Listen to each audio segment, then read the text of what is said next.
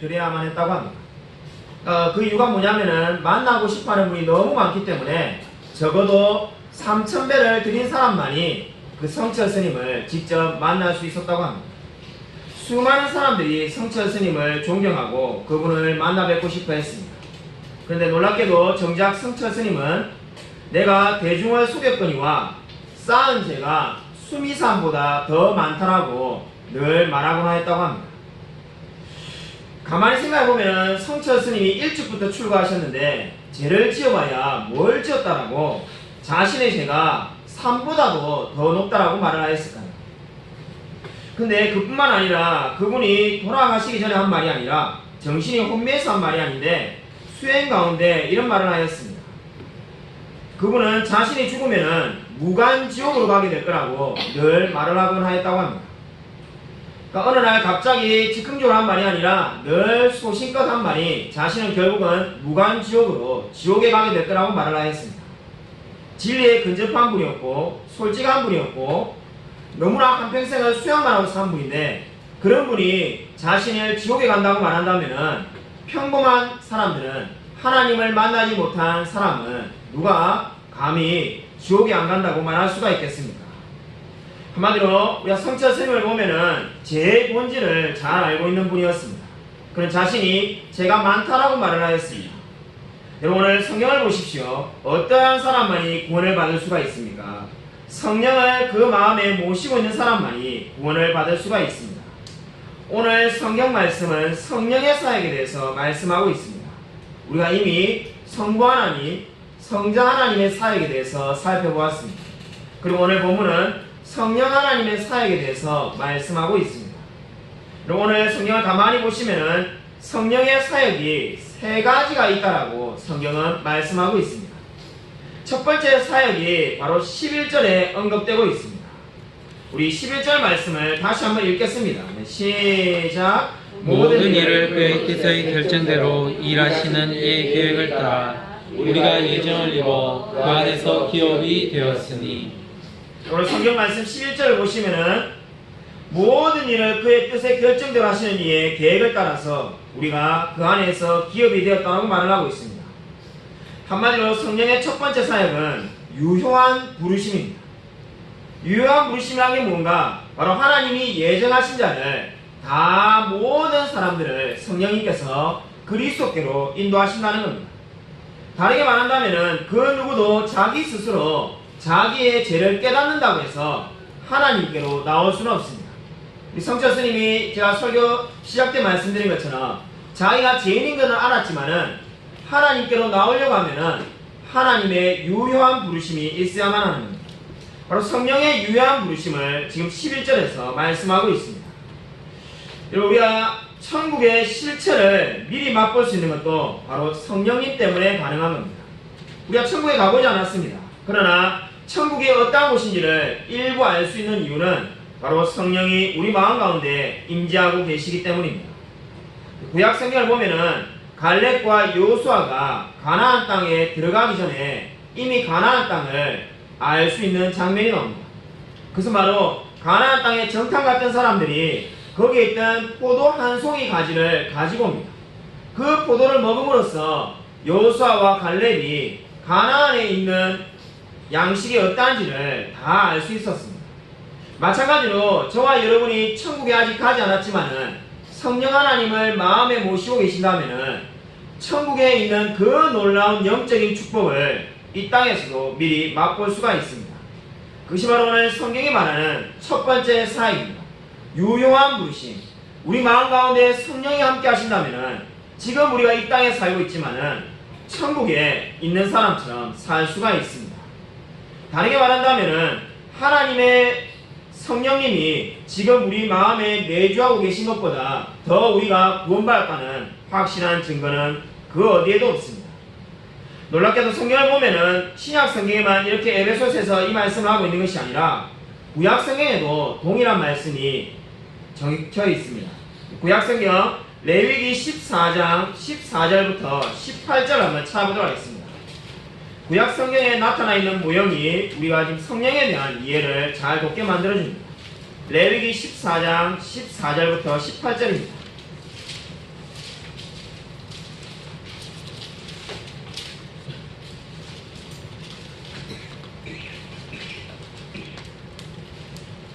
구약성경 레위기 14장 14절부터 18절까지를 제가 한 절, 성도님들이 한 절 교독하겠습니다. 구약성경 167쪽입니다. 레위기 14장 14절부터 18절까지입니다. 제사장은 그 속건제물의 피를 취하여 정결함을 받을 자의 오른쪽 깃뿌리와 오른쪽 엄지손가락과 오른쪽 엄지발가락에 바를 것이요 제사장은 또 그 한 롭의 피를 취하여 자기 왼쪽 손바닥에 따르고 오른쪽 손가락으로 왼쪽 손에 기름을 찍어 그 손가락으로 그것을 여호와 앞에 7번 뿌릴 것이요 손에 남은 기름은 제사장이 정결함을 받을 자의 오른쪽 귓뿌리와 오른쪽 엄지손가락과 오른쪽 엄지발가락 곧 속건제물의 피 위에 바를 것이며 함께 읽으시겠습니다. 아직도 그 손에 남은 기름은 제사장이 그 정결함을 받을 자의 머리에 바르고 제사장은 여호와 앞에서 그를 위하여 속죄하고. 아멘. 그럼 지금 이 레위기 14장은 문둥병자가 어떻게 하면 정결할 수 있는지를 말씀하고 있습니다. 지금은 뭐 죽을 병까지는 아니지만은 이 당시에는 문둥병은 불치의 병이었습니다. 근데 또 문둥병이 걸리면 낫지 못한다는 것뿐만 문제가 아니라 사람들과 불결하다는 이유로 단절되어 살아야 됩니다. 근데 문둥병자에게도 정결할 수 있는 방법이 있는데 두 가지를 해야 된다고 오늘 성경은 말씀하고 있습니다. 첫 번째 뭘 해라는 겁니까? 우편 깃뿌리와 우편 손 엄지가락과 우편 발 엄지가락에 피를 발라야 된다고 말씀하고 있습니다. 14절에 그렇게 말씀하고 있죠. 먼저 자기가 문둥병인 것을 인정했다면 피를 그 정확한 위치에다가 발라라는 겁니다. 그냥 아무거나 바른 것이 아니라 속건제물로 드리는 것을 그 피를 취하여서 그 정확한 부위에 발라라고 말을 합니다. 놀랍게도 그 다음 분이 중요한데 이렇게 피를 바르고 난 다음에 또 한 가지 절차를 해야 됩니다. 그 한 가지 절차는 이제 기름을 발라야 되는데 기름을 그냥 온몸 전체에 바르라고 되어 있는 것이 아니라 방금 피를 발랐던 그 부위에 여러분 17절을 주목해 보십시오. 그 똑같은 부위에 그대로 그 위에다가 피가 있는 그 위에다가 기름을 바르라고 말씀하고 있습니다. 여러분 성경이 얼마나 정확하게 기록하고 있는지를 주목해 보십시오. 사람 몸 전체에 아무렇게나 그냥 피와 기름을 바르면 정결해지는 것이 아니라 피를 먼저 바르고 그 피가 발라진 그곳에 기름을 바른다라고 성경이 말씀하고 있습니다. 여러분 구약은 상징적으로 지금 이 말씀을 하고 있는데 이 말씀의 의미가 무엇입니까? 성령님이 신자의 몸에 거할 수 있는 유일한 근거가 바로 그리스도의 보배로운 피에 있다는 것을 말씀하고 있습니다. 다르게 말한다면 그리스도의 보배로운 피를 덧입은 사람은 거기에 반드시 성령 하나님이 임재하실 거라는 것을 의미하고 있습니다. 그래서 오늘 이 지금 5구절의 말씀은 한마디로 요약하면 이렇게 말할 수가 있습니다. 그리스도의 피가 발라진 곳에 성령의 기름이 흘러 넘친다라고 말씀할 수가 있습니다.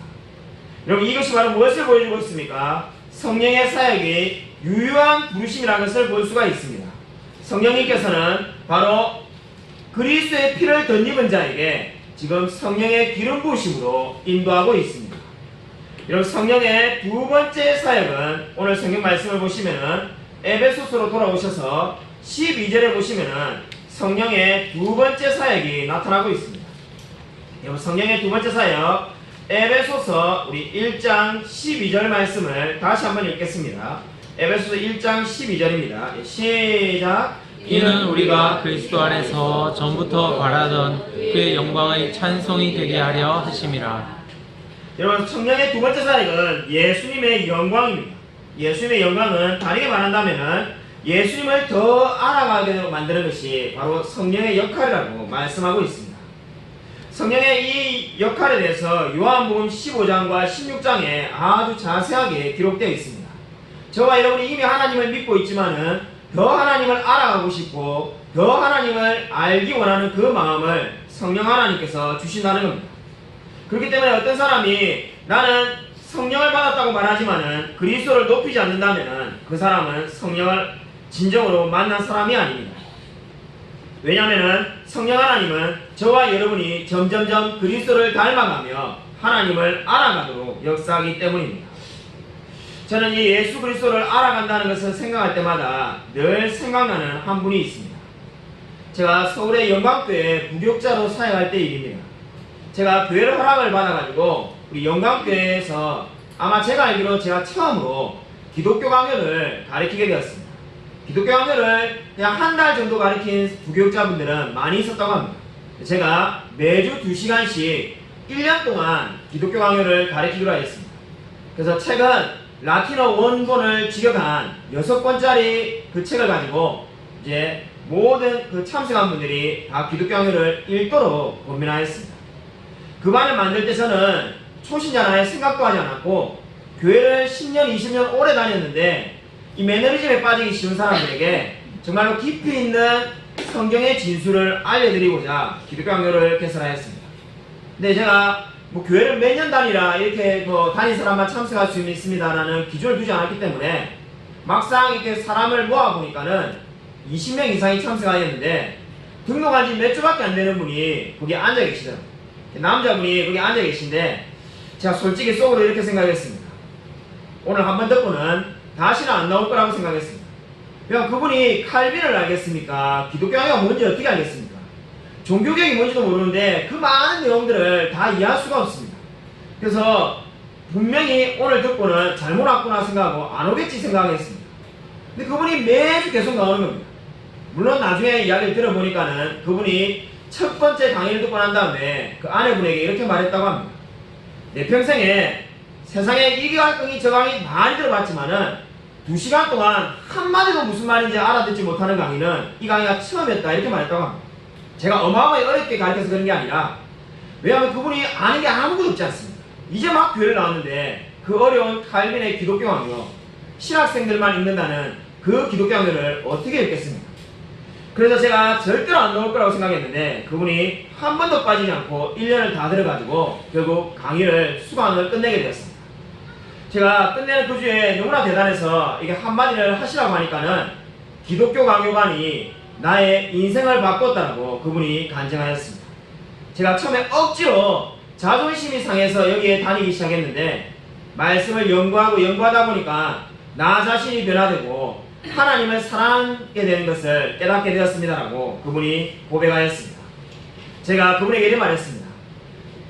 집사님이 생각할 때, 성도님이 생각할 때 억지로 오기로 나온 것처럼 보이지만은 성령이 마음에 내주하고 계시기 때문에 그 모든 어려운 과정을 공부할 수 있었습니다라고 제가 대답해 주었습니다. 여러분, 이 이야기가 무엇을 보여줍니까? 성령을 마음에 모시고 계신 분은 결국은 주님을 닮고자 한다는 겁니다. 여러분은 주님을 닮아가며 하나님의 영광을 높이는 일에 관심을 가지며 살아가고 있습니까? 성령의 세 번째 사역이 바로 하나님의 백성에 대한 인치심을 말을 하고 있습니다. 오늘 세 가지 사역을 성령에 말씀하셨는데 유효한 부르심이 11절에 나오고 12절에 하나님의 영광을 더 깊이 알아가게 되며 이제 세 번째 13절과 14절에 하나님의 백성에게 인치심을 준다고 말씀하고 있습니다. 여러분 13절과 14절을 우리 다시 한번 읽겠습니다. 네, 시작. 그 안에서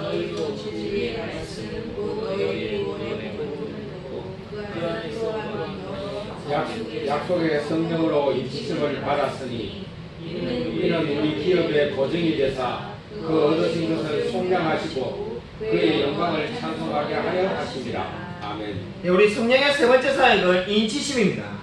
인이란 게 뭘까요? 인이란 것은 소유권과 보증을 의미하는 겁니다.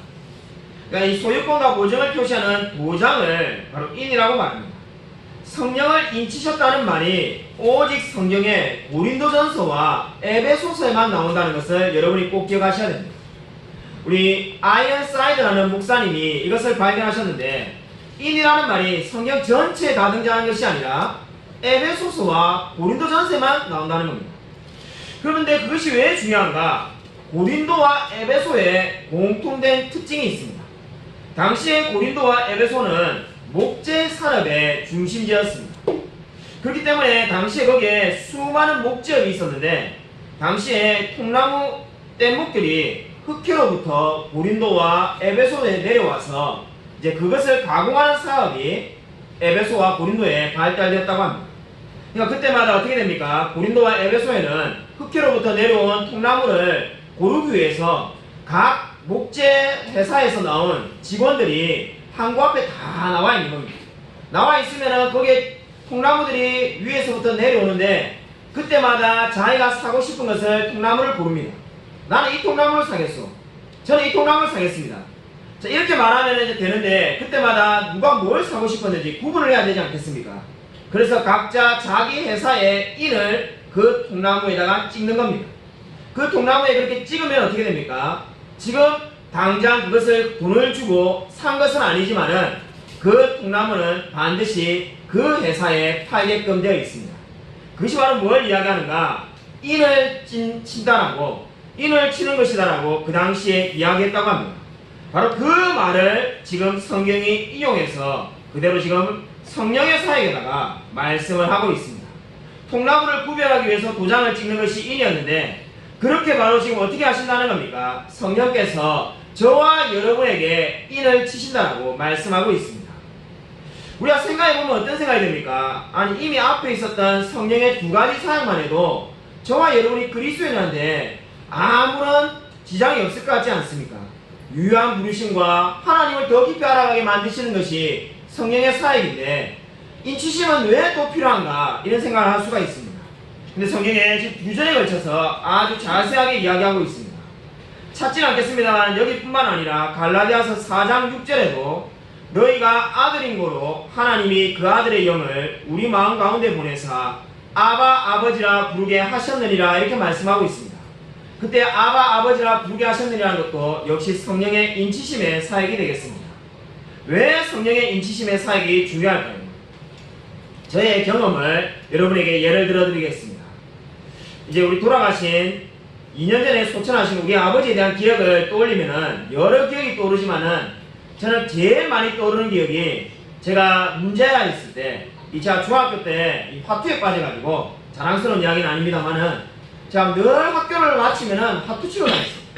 이 얼마나 중독이 심했냐면은 그 당시에 마산 창원 지역이 비평준화라서 200점 만점에 180점이 돼야지 인문계 고등학교를 가는데 이 얼마나 높습니까? 이 1등이 아니라 커트라인이 평균 90점이에요. 200점 만점에 180점이 돼야 되는데 거기에 지금 시험 치는 전날에 새벽 3시까지 친구 집에서 화투를 치고 있어요. 예, 뭐 내일 지금 비평준화 그 고등학교 시험을 치야 되는데 이 얼마나 어려운 시험인데 그걸 까랑고도 하지 않고 화투를 치고 있는 거죠. 그러니까 아버지가 친구 집에 잡으러 왔습니다. 잡으러 와가지고는 성실하 하라고 소리 지르는데 이제 이거 뭐 맞아가지고 죽겠구나 이 생각이 들더라고요. 이거 우리 아버지가 이 고등학교 때 축구 선수였는데 화를 내면은 막 주먹이 힘이 엄청난데 한 대 맞으면은 나가 떨어지겠구나 이 생각하고 있는데 혼이 날 줄 알았는데 아버지가 집에 가시더만은 너 언제 사람 되려면 하기를 이야기하시더만은 갑자기 뜬금없이 사랑한다라고 말하면서 저를 꼭 껴안으셨어요. 자, 그때 우리 아버지가 저를 사랑하구나 하는 것을 깊이 깨닫게 되었습니다. 물론 아버지는 늘 저를 사랑했지만은 저의 입장에서 그 순간이 지금도 늘 기억이 납니다. 바로 성령의 인치심이 마찬가지입니다. 저와 여러분이 늘 성령의 사람입니다. 근데 인치심이라는 게 뭡니까? 이미 우리가 그리스도인인데 성령의 인치심을 받으면 어떻게 되는 겁니까? 더욱더 하나님의 사람이라는 것을 확증하게 되는 겁니다. 그것이 바로 오늘 인치심의 의미가 되겠습니다. 그리스도인이 아닌 자에게 인치심이 있는 것이 아니라 그리스도인인 자에게 이미 그리스도를 만난 사람에게 하나님께서 또다시 인치심으로 덧입혀 주시는 겁니다. 저와 여러분이 온전히 하나님의 사람이라는 것을 확인시켜 주시는 것이 인치심이 되겠습니다. 초대 교부였던 크리소스톰은 인치심에 대해서 이런 말을 하였습니다. 성령의 인치심이란 무엇인가? 멸망하고자 하는 자에게 멸망하지 않도록 끊임없이 인내하도록 역사하시는 은혜이다. 여러분 이 말을 꼭 기억하시기 바랍니다. 멸망하고자 하는 자에게 멸망하지 않도록 끊임없이 인내하도록 역사하는 은혜가 바로 인치심입니다. 이 말을 제가 조금 더 쉽게 푼다면 이렇게 말씀드릴 수가 있습니다. 저와 여러분이 구원받은 자이지만은 때때로 넘어지고 싶은 때가 얼마나 많습니까? 좌절하고 싶을 때가 얼마나 많습니까? 신앙의 여정을 포기하고 싶은 때가 있을 수도 있습니다. 내가 왜 이렇게 매주마다 교회를 나와가지고 이렇게 신앙생활하지? 이제 그만할까? 이런 생각이 들는지도 모릅니다. 근데 그때 그러한 모든 것들을 인내할 수 있는 마음을 누가 주신다는 겁니까? 성령이 인치심으로 저와 여러분에게 주신다고 말씀하고 있습니다. 그렇기 때문에 성령은 뭘 하시는 겁니까? 저와 여러분이 이 신앙의 여정을 포기하지 않도록 계속해서 권면하며 인내하도록 역사하는 겁니다. 여러분, 바로 이 말씀이 무엇을 의미하겠습니까? 저와 여러분이 온전히 하나님만 닮아가도록 역사하는 분이 바로 성령님이 되시겠습니다. 여러분, 마지막으로 오늘 성령에 대한 오해를 말씀드리고자 합니다. 성령에 대한 가장 큰 오해는 우리 시대에 지금도 만연해 있는 것처럼 성령을 마치 자신이 움직일 수 있다고 생각하는 경향입니다. 성령에 대한 오해가 너무나 많습니다. 그러나 많은데 그 중에 제일 문제가 되는 것은 내가 성령을 내 마음대로 움직일 수 있다고 생각하는 사람이 의외로 많이 있습니다. 그렇게 생각하는 분들은 어떻게 생각합니까? 내가 기도하면 언제나 성령이 응답해 주신다, 이렇게 말을 합니다. 네, 제가 이미 기도에 대해서 설교할 때 말씀드린 것처럼 성경에 기도 응답을 받지 못하는 구절이 받는다는 구절보다 더 많습니다. 근데 어떻게 됐는지 내가 기도하면 늘 성령이 역사해준다라고 지금도 주장하는 분들이 있습니다. 그분들은 한마디로 말하면 뭡니까? 성령을 내가 움직일 수 있다라고 생각하는 겁니다. 내가 병이 있다면 병을 낫고자 한다면 언제든지 나을 수 있다라고 말하는 분이 바로 거기에 포함되는 분입니다. 그러나 이러한 것은 믿음이 아닙니다. 이것은 자기 암시에 불과합니다. 여러분, 우리 시대에 지금도 우리 시대에 책이 많이 나와 있고 저도 교본 책을 많이 가지고 있는데 남아프리카의 선교사였던 앤드루 머레이라는 분이 있습니다. 기독교 서적이 많이 나와 있습니다. 저도 이분 책을 많이 가지고 있는데 이분이 원래 지금 성령을 자기 마음대로 움직일 수 있다는 그 입장에 해당되었었는데 어떻게 바뀌게 됐는지를 제가 여러분에게 말씀드리고자 합니다. 이 앤드루 머레이는 은사를 많이 받은 사람이었습니다. 자기 스스로 병 고치는 은사가 있다고 믿는 사람이었습니다. 남아프리카 선교사였는데 자기가 늘 병을 고치며 다녔습니다. 심지어 그 주장이 이제 더 강해져서 어떻게 말했냐면은 그리스도인은 늘 건강하게 살아야 된다는 것이 이분의 주장이었습니다. 그래서 그분이 어떻게 주장했냐면은 앤드루 머레이가 어떤 사람이 병에 걸리면은 기도를 하라는 겁니다. 나는 성경을 믿으며 건강에 대해서 하나님이 건강을 주실 거라고 기도해라는 겁니다. 그게 중요한 건 뭔가 그 기도가 끝났는데도 낫지 않았는데도 나았다고 믿으라는 겁니다. 어디서 많이 들어본 이야기죠. 안타깝게도 100년 전이나 지금이나 달라진 게 없습니다. 우리 시대도 이렇게 주장하는 분이 너무나 많습니다. 100년 전에 이렇게 주장했는데 지금도 마찬가지입니다. 이 앤드류 머레이가 이렇게 말했습니다. 건강이 이미 나았다라고 주장해라는 겁니다. 스스로 자기에게 계속 그렇게 선포하라는 겁니다. 그러면은 병이 안 나았지만은 반드시 낫게 된다는 겁니다. 병이 안 낫는 이유가 뭔가? 자기가 나았다라고 선포하며 나아가지 않기 때문이라는 겁니다. 이것이 그 당시에 굉장히 유행하게 되었습니다. 앤드류 머레이도 이렇게 늘 사람들에게 외치며 무조건 병이 악화되더라도 나았다라고 선언하며 나은 사람처럼 행동하며 살아라고 말을 하였습니다. 그런데 앤드류 머레이 책을 보면은 이렇게 늘 살다가 이 주장과 자신의 모든 신앙을 버리는 순간이 찾아오게 됩니다. 평생을 이렇게 말을 했는데 어느 날부터 이 말을 이제 더 이상 하지 않게 됩니다. 그 사건이 뭔가? 바로 앤드류 머레이가 같이 함께 남아프리카의 수많은 지역을 함께 돌아다녔던 조카가 있습니다. 그 조카가 풍토병에 걸리게 됩니다. 당연히 어떻게 했겠습니까? 앤드류 머레이가 자기가 믿고 있는 대로 기도하며 선포하였습니다. 너는 병이 다 나았다. 그리고 조카도 그렇게 믿었습니다.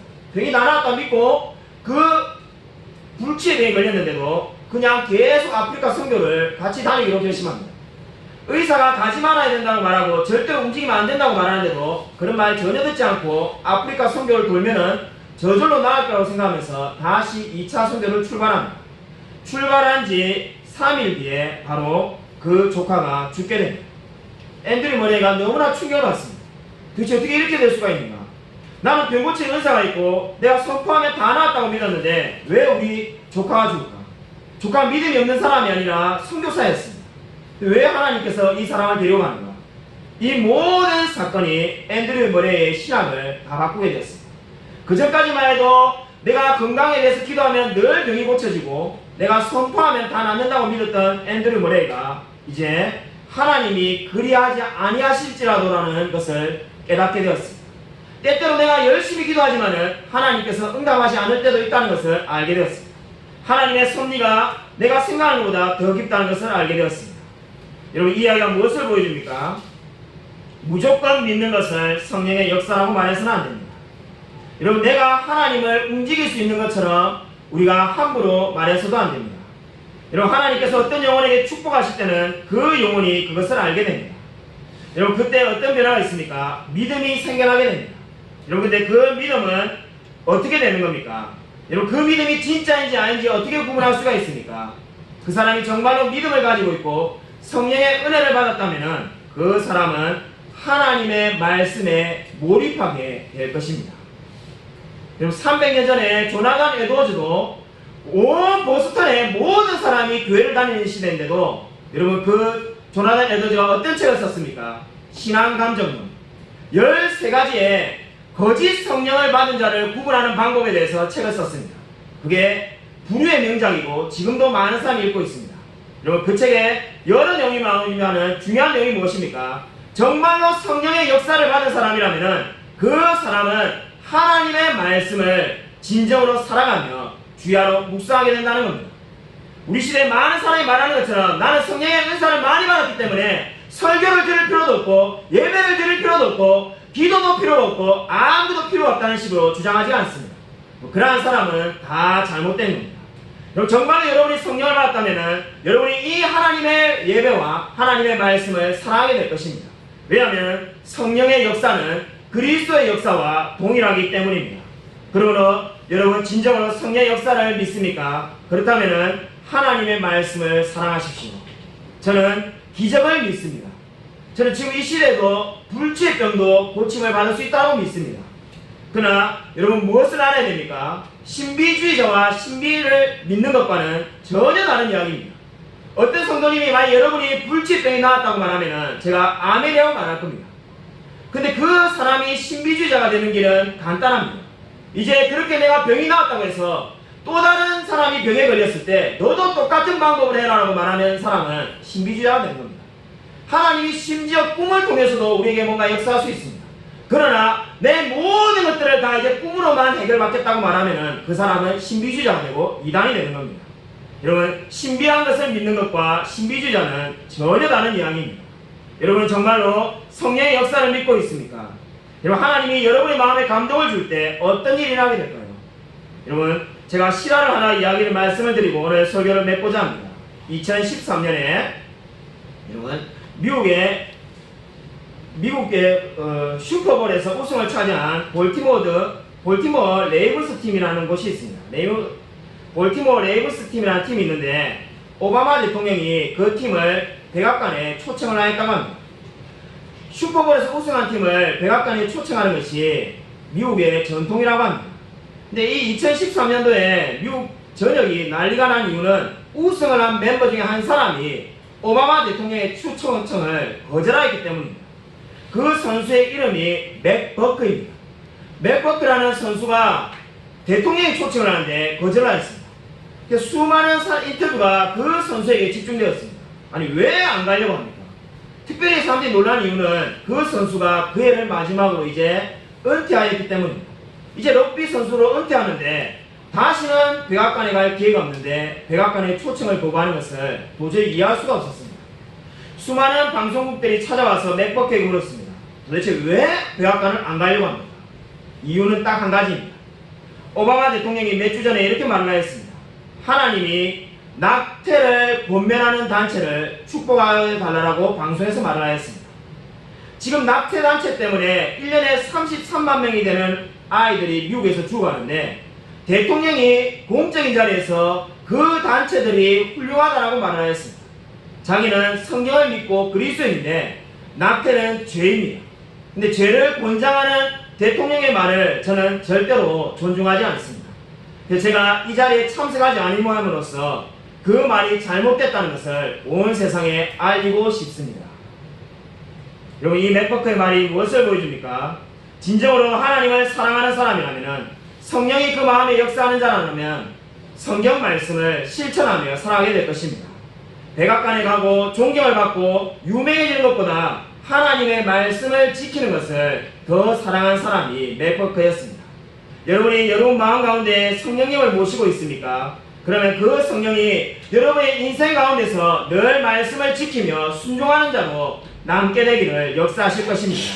아무쪼록 늘 성령에 대해서 올바른 지식을 가지며 그 성령 하나님의 역사를 체험하며 누리며 살아가는 저와 우리 모든 성도님이 되시기를 주님의 이름으로 간절히 축원드립니다.